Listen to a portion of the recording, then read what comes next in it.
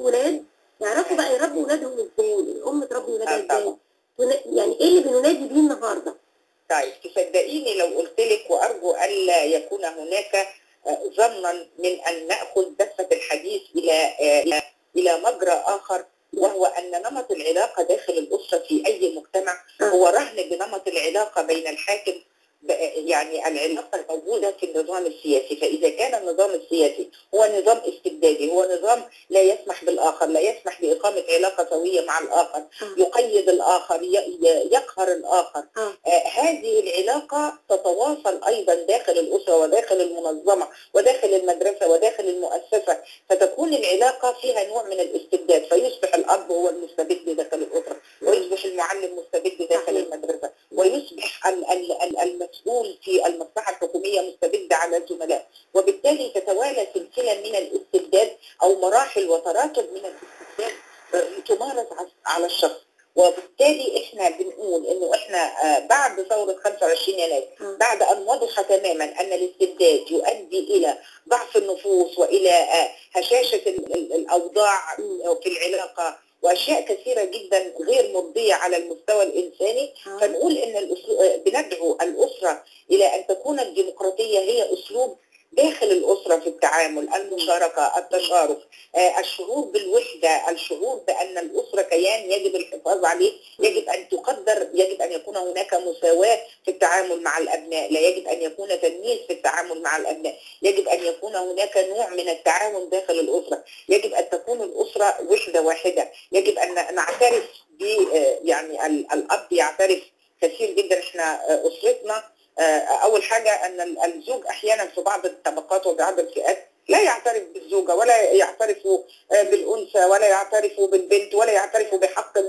كثير جدا. كل ده تداعيات من تداعيات النظام السياسي بتنعكس على شكل الأسرة. إذا كنا إحنا تغافلنا عن أن تكون الديمقراطية هي أسلوب وهي ثقافة تحكم علاقتنا داخل الأسرة وفي المؤسسة وفي المدرسة وفي كل مناحي الحياة، فعلينا أن نتدارك هذا الخطأ، وهذا الخطأ لن يعني ينصلح ولن يتأكد ولن يصبح ثقافة إلا إذا كان بممارسة من النظام السياسي ومن رأس الدولة ومن حاكم الدولة ومن مؤسسات الدولة التي تحكم بطريقة ديمقراطية وبطريقة فيها اعتراف بالآخر واعتراف بالتشارك واعتراف بالتشاركية والمشاركة وما إلى ذلك. علينا أن ندرك أنه الديمقراطية هي الهدف اللي احنا يعني ننتظره يعني. صحيح.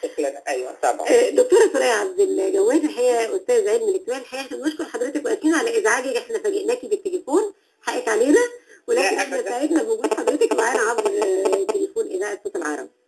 شكرا جزيلا وتحياتي للضيف وتحياتي لكم كلكم. شكرا لحضرتك. شكرا جزيلا. شكرا جزيلا.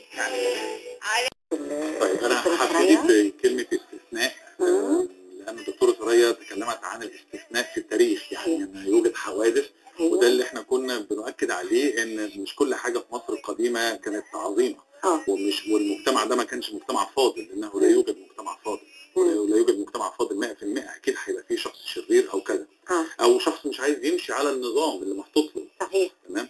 وده موجود في كل وقت. عندنا الاستثناء بالنسبه للامومه، يعني لدينا مثلا هذه الشخصيه الغريبه في التاريخ اللي هو الامبراطور نيرو او نيرون. هذا الرجل في احدى المصادر قرات ان جاء لامه، يعني هو كان حاول قتل امه، يعني كان رجل يعني يمكن يعني مصاب بلوثه او شيء من هذا القبيل. فكان ردها، يعني كان بيقول لها الراجل اللي بيكلمها، بيقول لها ابنك انت هتموتي على ايد ابنك، يعني دي قصه في التاريخ يعني. فقالت له يعني دعه يقتلني فقط لا يجعله يحكم. فلو صحت هذه العباره او هذه القصه وهذه المقوله، فدي عايزه ابنها يحكم ويوصل لاعلى، مش مهم حتى لو هيقتلني وياخد الحكم، يعني دي قمه بقى الحب لابنها يعني. لا بل احنا بنتكلم عليه ابن مجنون او معتوه او شرير جدا. والام الرد بتاعها كان اعجب بالخيال، وهو طريقه محاولته لقتلها كانت طريقه قاسيه جدا. طيب استاذ كلمني عن الديمقراطيه بين الام واولادها. عايز اقول لك على حاجه بقى لذيذه، لما حضرتك كنت بتتكلمي على او لما بتسالي على الديمقراطيه او فكره احنا نصاحب ولادنا ولا لا، وهل من من المعقول ان احنا نعيد قصه ان البنت تعرف الام على صديقها اللي هو هيخطبها وكده. انا عن نفسي مش موافق على السيستم ده او النظام ده. نظام الصداقه، لا انا هشرح لحضرتك. الصداقه اللي تصل الى حد ان احسن لنا نشوف البنت تخرج مع مين احسن ما تخرج من ورانا. ايوه ده صح ولا غلط؟ انا في رايي ده مش مظبوط. مش مظبوط تمام. وعلى طول يتبع هذا حاجه مالهاش دعوه بالامومه، لكن الولد يشرب سجاير قدامنا احسن ما يشرب سجاير من ورانا. لا ده ما يعملش تصريح لده، يعني ده يصرح لده. بالظبط. وفي نفس الوقت في كلمه اخرى حضرتك برضو قلتيها وانا موافق عليها 100%، الا وهي ان هذه العلاقات الغير سويه اللي تكلمت عنها الدكتوره ثريا في التاريخ من علاقات اسريه مش مظبوطه، وما نقدرش حتى نقول عليها علاقات اسريه يعني. حضرتك رحتي عملتي مداخله وقلتي عندما جاء الدين، او ما معنى الجمله كان ان الدين لما جاء وقف الحاجات. انا موافق حضرتك على الموضوع ده، لان دين الاسلام عندما دخل وعندما بدا ينتشر وعندما بدا يعلم العالم جاء بتكريم عظيم جدا للبني ادم. حضرتك حتى المسيحيه برضو كرمت المراه، وكانت ان انت تظبطي قوانين وتشريعات للاسره ازاي تمشي، ازاي علاقه البنت بمامتها والولد بابوه وهكذا والعكس صحيح. كل هذه الاشياء تم تعليمها عن طريق مثلا لو احنا هنتكلم عن الاديان، فنعم الاديان جت علشان تحط حد للعلاقات الغير سويه، وتحط حد لعمليه الانفراج او الحريه اللي زياده عن اللزوم، وفي نفس الوقت اعطت الحق. يعني لدينا في القرآن الكريم سورة اسمها سورة النساء، مفيش تكريم أكتر من كده للنساء. صحيح. يعني مفيش سورة الرجال، لكن وسورة كبيرة أيضا يعني من السور الكبار. فإذا ده ناهيك طبعا عن ذكر الأم وذكر كيفية وأمك ثم أمك ثم أمك ثم أبوك والأحاديث النبوية الشريفة. فلا طبعا ده الدين جاء وحط هذه الأسس وحط قواعد وظبط الدنيا كلها. هي المشكلة إن أنت ما بدأتيش تاخدي بهذه القواعد فحصل اللي حصل، وبدأت تسمعي عن حاجات غريبة على مجتمعنا. طيب نعلى بالأغنية شوية ونكمل شوية. الحقيقة أغنية حبيتك برضه حتى من الأغاني الجميلة اللي يعني عايزين نقول إن لازم يكون في حب بين الناس كلها وبعضها. طيب أستاذ بسام، عايزة أقول بقى إن الديمقراطية اللي كانت موجودة زمان، هل كانت موجودة بين الأسرة وبعضها أيضا، ولا كانت ديمقراطية سياسية فقط؟ يعني هل فعلا كان في ديمقراطية الأب والأم والأولاد، وكان الأولاد من حقهم يقولوا رأيهم في كل حاجة؟ وهل الديمقراطية دي النهاردة اللي موجودة في كل بيت من البيوت المصرية هي ديمقراطية سليمة؟ أم إحنا لسه عايزين نعرف معنى الديمقراطية الصحيح؟ أنا شايف إن الديمقراطية مفهومة إلى حد كبير وعبر الأجيال.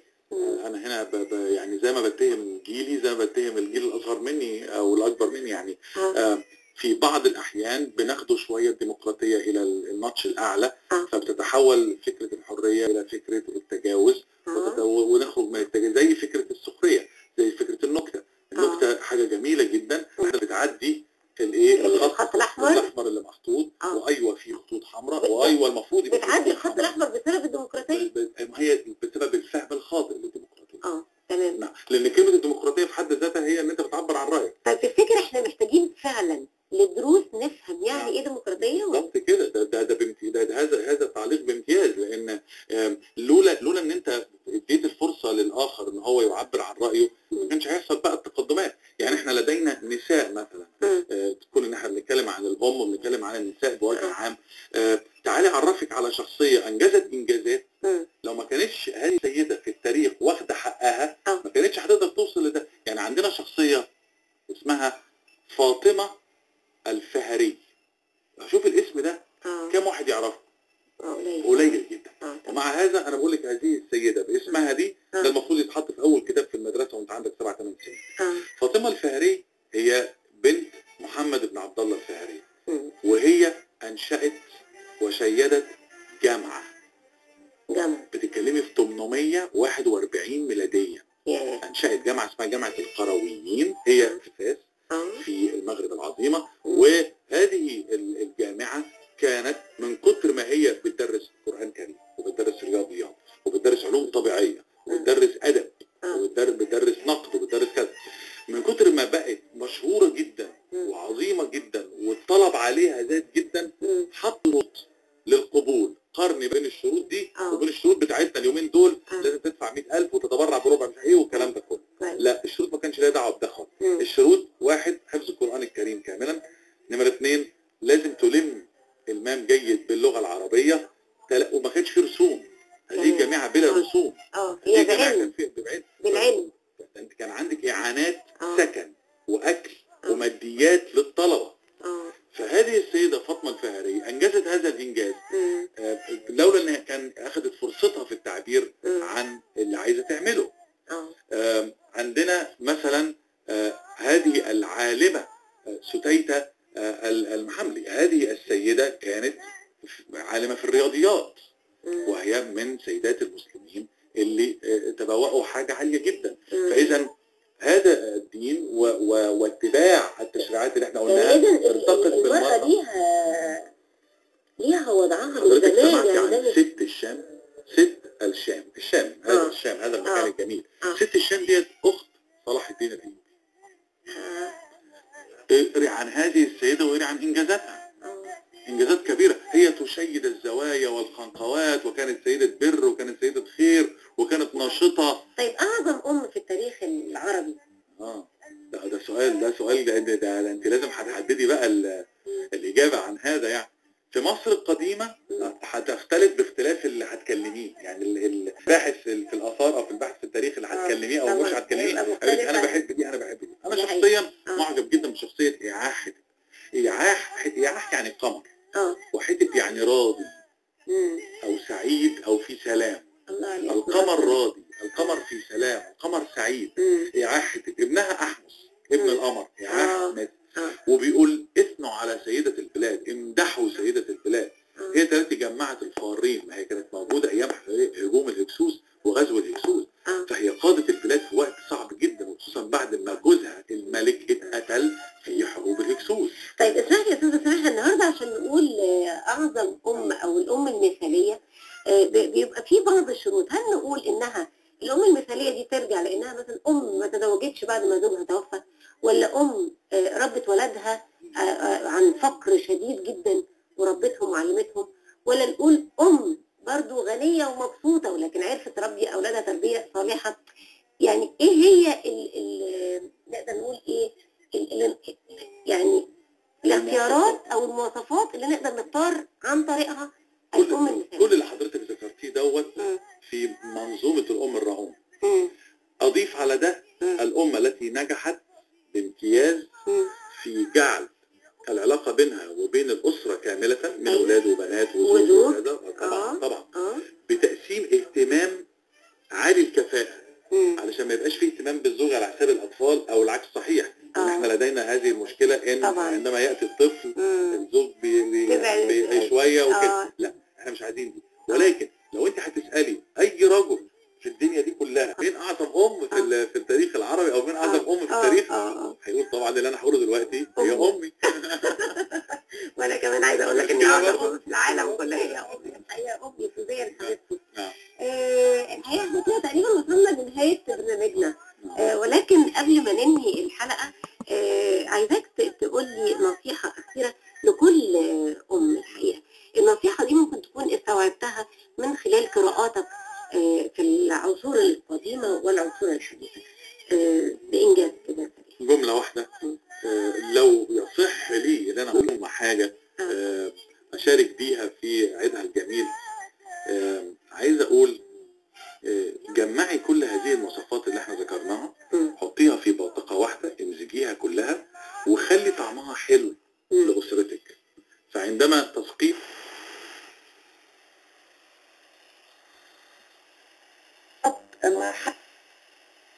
وانت مشغولة بحاجات اخرى ممكن جدا تبقى الاسباب مادية او الاسباب اسرية او ولكن